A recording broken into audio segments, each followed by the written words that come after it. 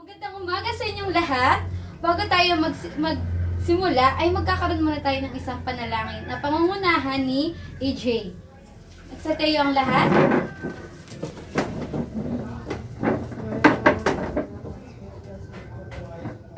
Maraming sinasalamat ka, sumbahin ang ngalan mo, sa amin ang kaharian mo, sundin ang gawa mo, sa lupa para na sa langit.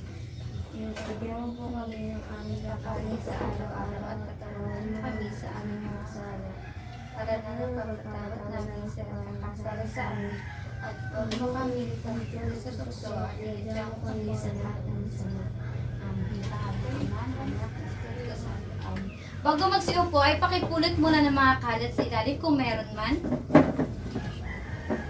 Magsiupo na ang lahat. Bago natin magpatuloy sa ating talakayan, ay tuklasin muna natin ang mga di pamilyar na salita sa ating paksa. Kumuha muna ng ika-4 na bahagi ng papel.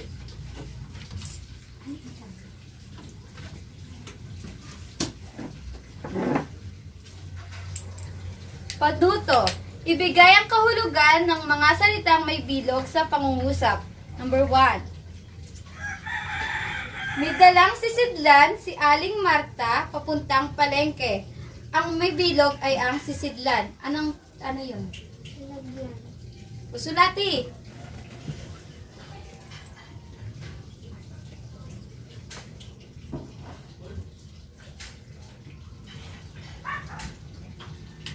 Tapos na? Ikalawa. Ang muntikang pagsagi ng batas sa matanda ay maaari nitong ikabuwal. Ang nakabilog ay ang ikabuwal.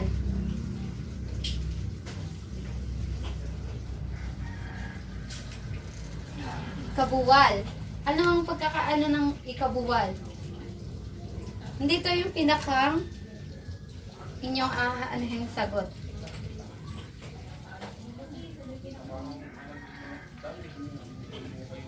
Tapos na?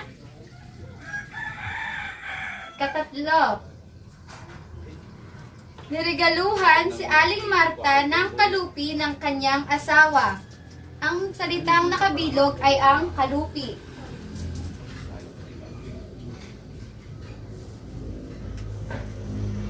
Tapos na? Ika-4. Nakamit ng kamag-anak ng biktima ng masukol ang salarin. Ang nakabilog ay ang masukol. Pare, nahuli ko si mangupit. Sinabi. Tapos na? Andito yung pinakang keywords. Tapos na? Ika-5. Ang suot na saplot ng bata ay sira-sira. Ang nakabilog ay ang saplot. Salitang saplot. Tapos na? Balikan natin. Ang una ay, may dalang sisidlan si Aling Marta papuntang palengke. Ang salitang sisidlan ay nangangahulugang lalagyan. Sinong tama? Very good. Mahusay. Ikalawa. Ang muntikang pagsagi ng bata sa matanda ay maaari nitong ikabuwal. Ang salitang ikabuwal ay nangangahulugang ikatumba. Sino tama? Wala! Siya. Ika-3. Niregaluhan si Aling Marta ng kalupi ng kanyang asawa. Ang salitang kalupi ay nangangahulugang pitaka. Sino tama? Very mahusay. Nakamit ng kamag-anak ng biktima ng masukol ang salarin. Ang salitang masukol ay nangangahulugang anong ibig sabihin nun? Mahuli. Sino tama? Very mahusay. Ang suot na saplot ng bata ay sira-sira. Anong ibig sabihin ng saplot? Damit. Mahusay. Bago tayo dumako sa ating tunay na talakayan, ay magkakaroon muna tayo ng isang paunang pagtataya. Ano yun, doon sa ilalim na lang ng inyong mga papel ang inyong ilalagay yung inyong sagot. Panuto. Bilugan ang tamang sagot. Ito ay nakasulat na plano na nagpapakita ng mga bahagi na bubuo sa isang sulatin. A. Balangkas. B. Epiko. C. Maikling kwento.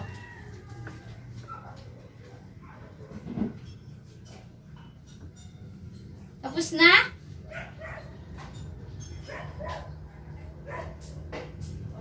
Ikalawa. Anong uri ng akdang pampanitikan ang kalupi? A. Epiko. B. Maikling kwento. C. Tula.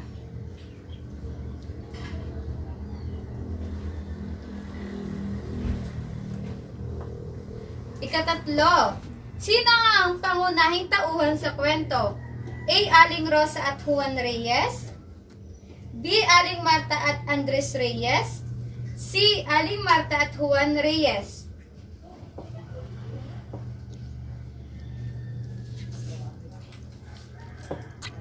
Kaapat. Ano ang nawawalang gamit ni Aling Marta? A. Payong. B. Kalupi. C. Suklay. Kalima. Sino ang batang nabangga? A. Juan Reyes. B. Pedro Reyes. C. Andres Reyes. Tapos na? Balikan natin kung tama nga ang inyong mga sagot. Magpalitan muna. Okay, EJ, ano ang unang bilang? Ano ang tamang sagot? C. C. Mali. Binis, ano ang tamang sagot? B. Mali rin. Daniel? A. Balangkas. Very mahusay. Ikalawa. Anyal, anong iyong sagot? Ano ang uri na akdang pagpanitikan ng kalupi? Maikling kwento. Mahusay. Yun ang tamang sagot. Ikatatlo. Sino ang pangunahing tauhan sa kwento? A. Aling Rosa at Juan Reyes. B. Aling Marta at Andres Reyes. C. Aling Marta at Juan Reyes. Aling Marta at Juan Reyes. Alin pa? Ano pa ang tamang sagot? Aling Marta at Andres Reyes. Yan, mahusay. Kaapat. Ano ang nawawalang gamit ni Aling Marta? A. Payong. B. Kalupi. C. Suklay. B. Kalupi. Tama. Ikalima. Sino ang batang nabangga? A. Juan Reyes. B. Pedro Reyes. C. Andres Reyes. A. Juan Reyes. C. Andres Reyes. Bago tayo dumako sa ating aralin, ay magkakaroon muna tayo ng pangkatang gawain at ipapangkat ko kayo sa dalawang grupo. Ang unang grupo ay si EJ at si Benice at si Josh. At ang ikalawang grupo ay si Aniel at saka si Ise. Ang larawang ito ay inyong bubuuin at pagkatapos ay paunahan kayo. 1, 2, 3, go!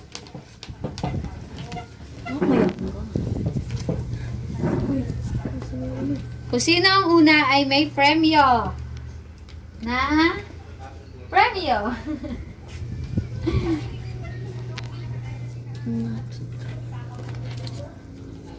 Mali pala.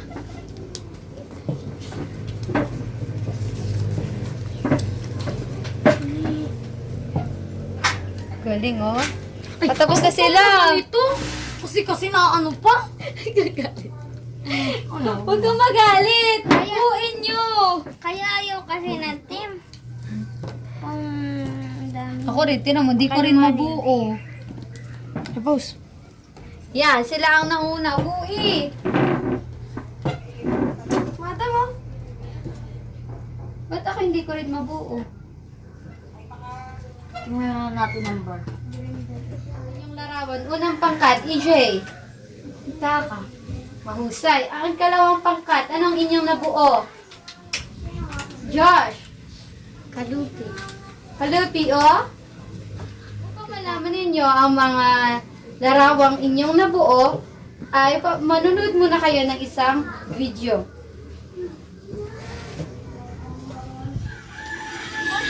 Sa wakas, tapos na rin ang dalaga kong anak sa high school. Pagkatapos nito, ay mag-aaral siya sa kolehiyo at magkakaroon ng magandang trabaho. Pagkatapos, itira kami sa malaking bahay kasama ang kanyang mayaman na bana. Ang galing talaga na at para makaroon na ako ng aking kakainin para sa panangkulitan.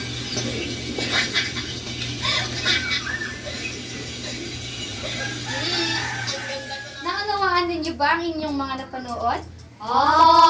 Mahusay. Magkakaroon tayo ng isang pangkatang gawain uli. Ang unang pangkat ay sina EJ, si Venice at si Isi, at ang ikalawang pangkat ay si Anyad at si Josh. Ang unang pangkat, ang gagawin ninyo ay isang story map na kung saan ay gagawa kayo ng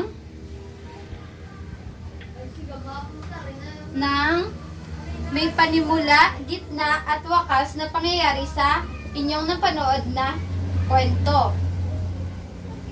At ang ikalawang pangkat ay ang gagawin nyo naman ay hanapin nyo kung sino yung mga tauhan, saan nangyari ang kwento at ano ang akdang pampanitikan yun. Tapos na.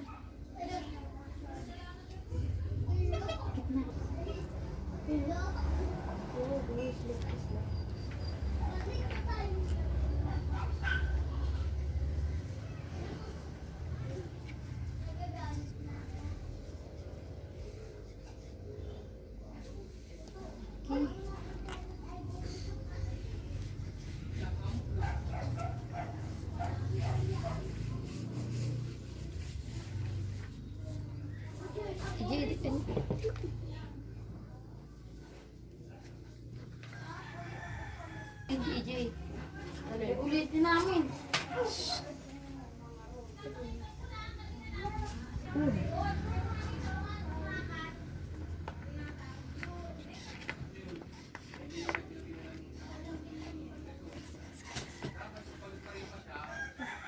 Andres Reyes.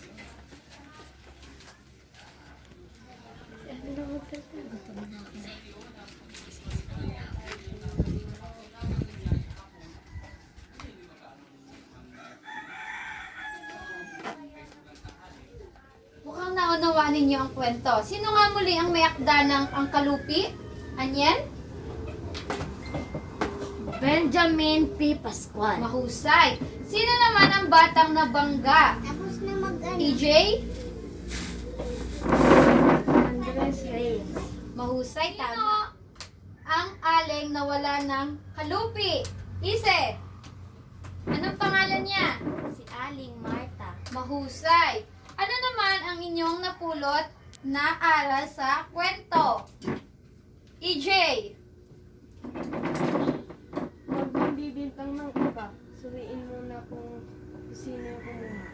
Yan, mahusay. Kasi, pag nagbintang kayo na hindi nyo pa alam, ang tunay na nangyari ay mapapahiya lamang kayo. Dumako na tayo sa... Ngayon, ay dumako na tayo sa ating aralin. Ano nga ang balangkas? Anyan, pakibasa nga kung ano ang balangkas. Ang balangkas ay nakasulat na plano na nagpapakita ng mga bahagi na bubuo sa isang sulatin. Mahusay. May mga layunin ang pagbabalangkas.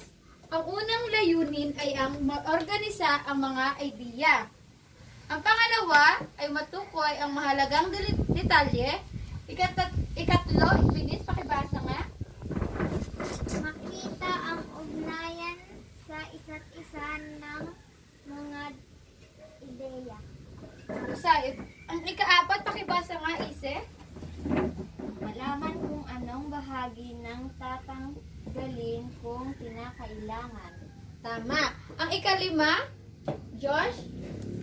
Mapabilis ang proseso ng pagsulat. At ang ika-anim ay Anyel. Hindi maligaw sa pagsusulat. Meron din namang uri ang balangkas. Ang una ay ang pamaksang balangkas ay binubuo ng mga salita o parirala. At ang ikalawang uri naman ay ginagamit naman ang pangungusap na balangkas sa pagtukoy sa mga pangunahin at suportang idea. Ito'y binubuo ng buong pangungusap. Ang ikatlo ay may ilang gumagamit ng patalatang balangkas upang matukoy hindi lamang ang mga pangunahin at suportang idea, kundi ang mga pantulong na detalye. At may mga hakbang naman sa pagbabalangkas. Ang una ay, pakibasa nga Banis. Ayusin ang thesis Na pangungusap. Ang ikalawa, EJ. Ayusin at ilista ang mga pangunahing ideya. Ikatlo, Josh. Tikayin ang Tiyakin. ang kaayusan ng mga ideya. Kronolohiya. Geografiya. Uri, paksa, At iba pa. at iba pa. Ikalima. Anyel. Desisyonan ang uri ng balangkas, balangkas na paksa, balangkas na pangungusap, balangkas na patalata, at lebel. 2 lebel, 3 lebel ng balangkas. Okay. May halimbawa ako ng pagbabalangkas. Ito yung talk show. Alam niyo ba yung talk show ng Boy Abunda? Tonight with Boy Abunda? Bago sila mag-ere sa isang palabas ay gumagawa muna sila ng pagbabalangkas. Ginagawa nila yung proseso kung paano nila magagawa o mapapalabas ang isang palabas.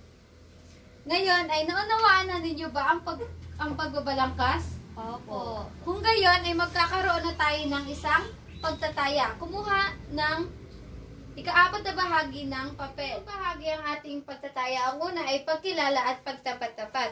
Una ay ang pagkilala. Panuto. Isulat sapat lang bago ang bilang ang hinihingi ng bawat pahayag. Ito, unang bilang. Ito ang pamagat ng ating paksang tinalakay kanina. Yung ating pinanood kanina.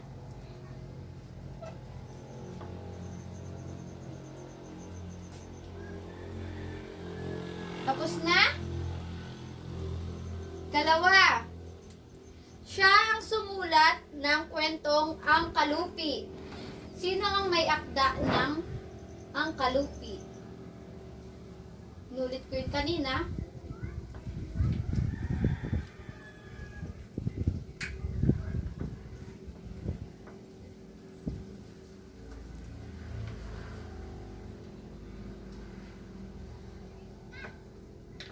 Tapos na?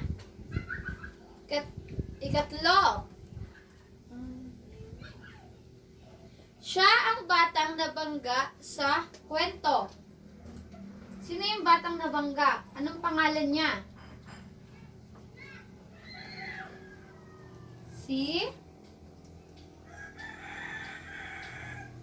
Tapos na?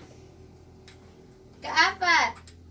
Siya ang aling nawalaan ng kalupi. Sino yung ale ang nanawala ng kalupi?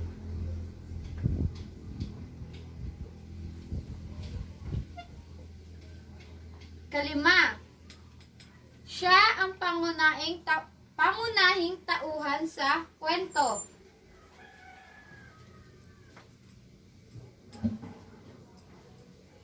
Sila ang pangunahing tauhan sa kwento. Dalawa yon.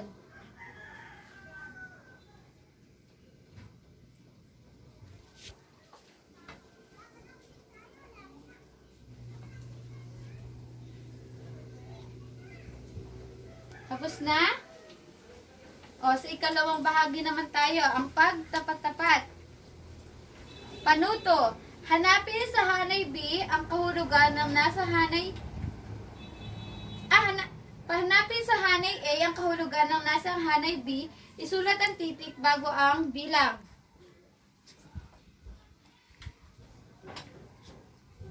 Ang una ay sisidlan. Hanapin ninyo sa hanay B ang kanyang kahulugan.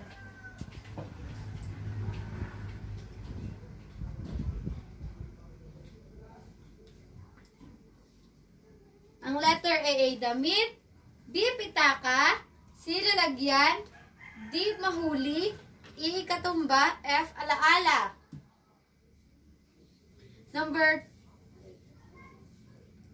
Ikalawa, saplot. Damit, pitaka, lalagyan, mahuli, katumba, alaala. Katlo, kalupi. Damit, pitaka, lalagyan, mahuli, katumba, alaala.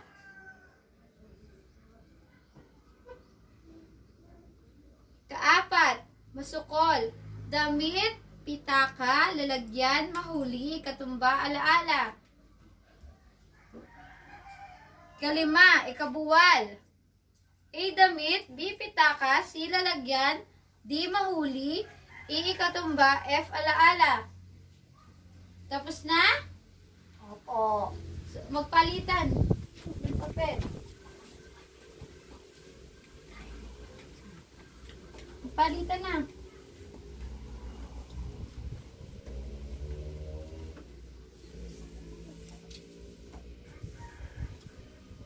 Unang bilang, EJ. Ito ang pamagat ng ating paksang tinalakay. Anong pamagat ng ating paksang tinalakay kanina? Yung pinanood natin kanina. Benjamin. Ang pitaka. Ang pitaka o? Ang pitaka ang ating pinanood kanina? O? Binis, anong tamang sagot? Ang kalupi ni Benjamin. Pamagat lang ang ating inatanong kung ano yun. Anyel, Ang kalupi. mahusay. Ikalawa, siya ang sumulat ng kwentong Ang Kalupi. Yun yung may akda ng kalupi. Sino yun? Benjamin. Mahusay. Ay, katlo, siya ang batang nabangga sa kwento. Sino yun?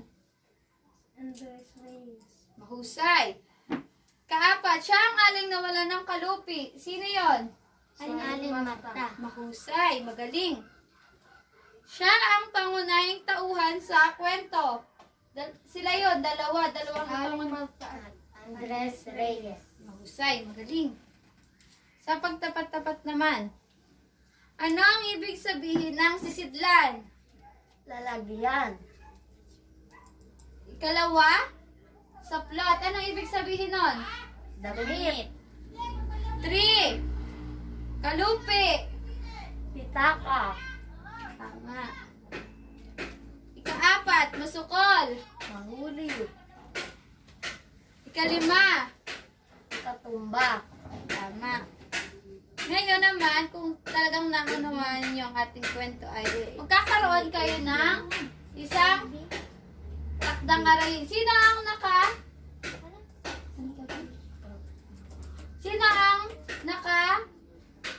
perfect? Sino? Mahusay. Palakpakan natin si Anyel. Palakpakan eh. Ngayon ay meron kayong takdang aralin. Basahin at unawain ang kwento ng Ang Matching at ang Pagong ni Jose Rizal. May mga gabay na tanong dito. Sino ang mga tauhan sa kwento? At saan nangyari ang kwento? Naunawaan ba? Opo. Kung gayon, paalam na mga bata. Paalam na din po, Madam.